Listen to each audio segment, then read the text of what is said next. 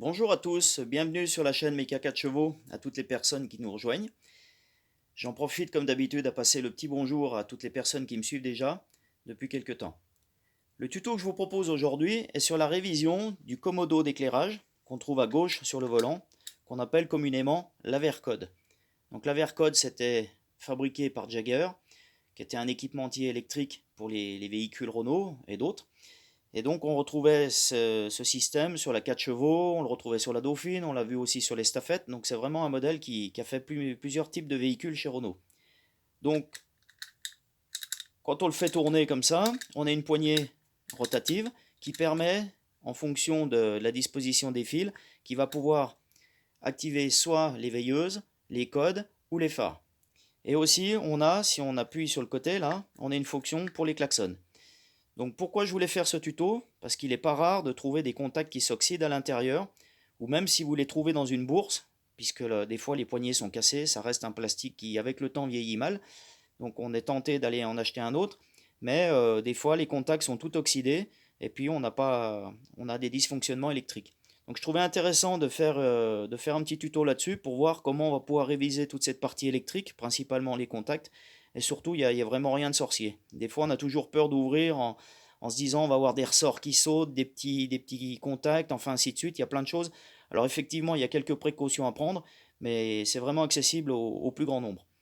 Donc on va prendre l'appareil comme ça, sur l'arrière. Donc là, je l'ai dénué de tous les écrous, hein. Normalement, on a toute une série d'écrous qui viennent serrer toutes les cosses sur les différents fils. Et là, il nous reste plus que les deux écrous qui maintiennent la platine noire sur le corps de l'appareil. Donc là, on va mettre, avec notre pouce, on va maintenir une pression au milieu sur la platine noire. On va enlever les deux écrous en opposition. Donc préalablement, l'écrou que je suis en train d'enlever, vous voyez, il y a une partie rouge. Donc c'est moi qui l'ai fait avec un marqueur.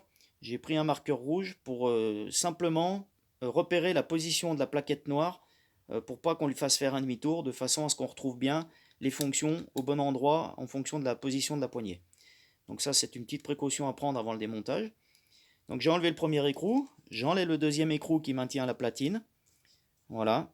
Et là, je vais délicatement l'enlever. Donc on sent bien qu'il y a des ressorts dessous, effectivement. Mais là, il n'y a plus de risque. La pression des ressorts est enlevée.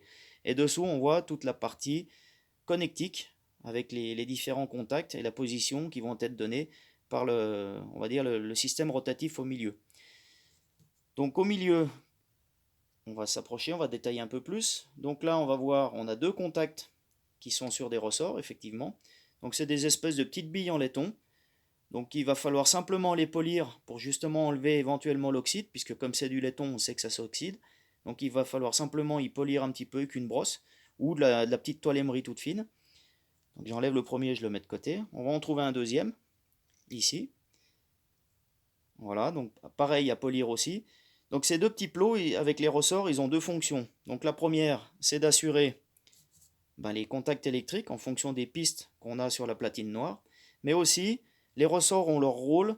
Il faut qu'ils soient suffisamment costauds parce que c'est eux qui vont maintenir mécaniquement la position sur chaque, on va dire la position qu'on va donner au commodo. C'est ces ressorts qui vont verrouiller dans les petits trous qu'on aperçoit sur la platine. Ici, il y a des petits logements.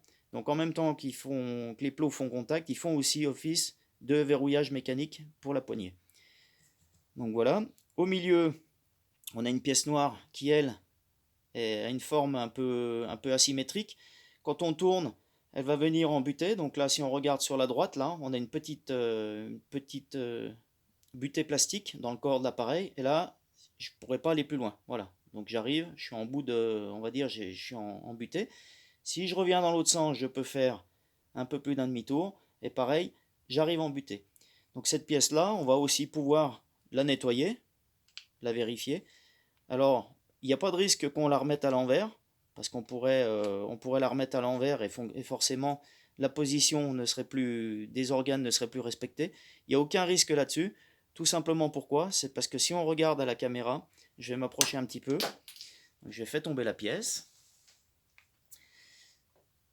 Si on s'approche un petit peu, donc on se rend compte que sur la goupille de maintien de la partie rotative, on a une partie un peu plus grosse, on va dire c'est la tête de la goupille, et de l'autre côté, on a le bout de la goupille qui est un peu plus petit. Donc on va retrouver les mêmes formes au niveau du doigt, donc le gros côté ici, et le petit côté ici. Donc on ne peut pas inverser la pièce, le gros côté étant là et ici sur l'appareil, sur le corps, pardon. On va pouvoir remettre l'ensemble et là, on ne pourra pas se tromper. Il faut vérifier une chose aussi, là on a un système avec un ressort, c'est bien de vérifier que tout ça fonctionne bien, que ça soit bien libre de mouvement, que ça ne soit pas gommé. Donc si c'était gommé, éventuellement, vous pouvez envoyer un petit peu de WD-40 entre le corps et puis la partie rotative, ce qui va permettre de vraiment bien rendre libre tout cet ensemble-là, et puis surtout que le ressort de rappel fasse bien son effet. Au milieu, on se rend compte qu'on a une petite tige qui est là. Je vais me mettre au niveau de la caméra. Et quand on pousse, on voit qu'elle sort. Ça correspond à la commande des klaxons. Alors pourquoi les klaxons? Parce que sur certaines 4 chevaux, donc sur le modèle affaires, le modèle sport, on n'avait qu'un klaxon. Et à partir du modèle luxe, grand luxe et découvrable, on avait 2 klaxons. On avait un klaxon pour la ville et on avait aussi un klaxon pour la campagne, qui était un petit peu plus fort. Donc ici, on va retrouver ces 2 commandes de klaxon. Donc on a un premier contact qui vient ici, avec une lamelle qui est là, qui va se déformer, qui va venir sur la partie commun, et un deuxième contact qui se trouve ici, qui lui va correspondre au klaxon de ville. Donc le klaxon de campagne, pardon. Le premier klaxon de ville, et le deuxième, avec une pression un peu plus forte, klaxon de campagne. Donc pour restaurer cette platine, pareil, rien de compliqué, un petit coup de brosse partout. Éventuellement, vous pouvez prendre du Scotch-Brite pour bien nettoyer toutes ces parties-là. Si vous avez de la graisse électrique, ce qu'on appelle la graisse neutre, vous pouvez en mettre un petit peu, ce qui va faciliter le passage des billes dans les plots. Et puis ça permet aussi d'éviter une oxyde au niveau des contacts et des pistes. On va remonter maintenant l'ensemble. Donc je reprends mon corps. Je reprends ma partie en bakélite qui va faire la position. Donc là, je vais surveiller le gros côté où il est. Ici, le gros côté là. Je remets l'ensemble dedans. Je vais remettre mes ressorts avec les petits plots en laiton. Voilà. Comme ça. Et je reviens mettre ma platine avec le côté rouge sur le côté rouge que j'avais repéré sur le corps. Et là, on n'a pas de souci. On se remet bien en place et le tour est joué. Voilà. Une fois qu'on aura remis les écrous, on testera électriquement les klaxons pour voir s'ils fonctionnent. Donc là, je vais remonter ça, les 2 écrous, pour vous faire voir. Vous voyez, il n'y a vraiment rien de compliqué, hein. Il y a un petit peu de minutie à avoir.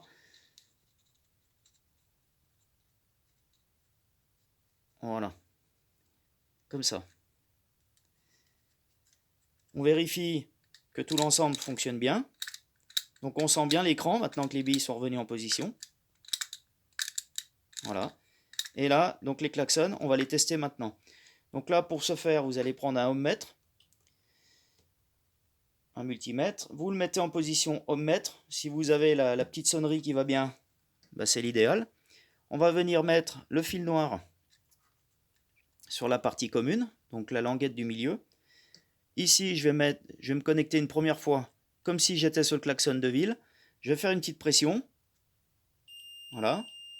Donc là, on est klaxon de ville. Je déplace mon fil rouge, je vais le mettre sur l'autre borne qui correspond au klaxon de campagne. Donc la première pression, il n'y a rien qui se passe. Si je continue à appuyer, voilà. Là, on a le klaxon de campagne. Donc là, on peut considérer que les contacts sont impeccables. Si vous deviez nettoyer ces contacts, donc c'est pas très accessible. Sur la platine, vous allez glisser un peu de papier de verre ou de la toile emery, donc du grain 220, pas quelque chose de trop gros, pas trop petit non plus, et vous allez passer entre les contacts comme ça, et vous allez déformer volontairement à la main les contacts et vous allez pouvoir tirer votre papier entre les deux pour nettoyer un coup le contact sur le haut. Après, vous retournez votre papier, vous le glissez de nouveau sous un des contacts, et là vous allez pouvoir, pareil, toujours en maintenant une certaine pression, quitte à appuyer un peu le commodo par terre, et là vous tirez, vous voyez là le papier il est un peu dur, donc là je tire, et voilà, je nettoie mes contacts, comme ça. Pareil sur le dernier contact du haut, vous glissez votre papier, donc là c'est pas évident avec la caméra de le mettre en même temps. enfin vous avez compris le principe, vous mettez votre papier sous le contact et vous allez venir nettoyer soit d'un côté, soit de l'autre. Et là vous retrouvez vraiment un contact électrique qui est nickel. Voilà, écoutez, encore une fois de plus, je vous remercie de me suivre. Pour toutes les personnes qui découvrent la chaîne aujourd'hui, si le tuto vous a plu, ben, je vous laisse m'écrire à l'adresse que je vous présente là. Donc coresmeca 4 chevaux @gmail.com. Et si vous avez envie de voir d'autres tutos, eh ben, je vous laisse découvrir tout ce que j'ai déjà pu faire sur ce véhicule de 1957, puisque pour rappel, je suis en train de restaurer donc cette 4 chevaux de 1957. Donc il y a eu toute la partie sur le moteur, enfin la génératrice, il y a plein de choses à découvrir. Voilà, merci beaucoup. Je vous souhaite de bonnes fêtes de fin d'année et puis je vous dis à très bientôt. Bye bye.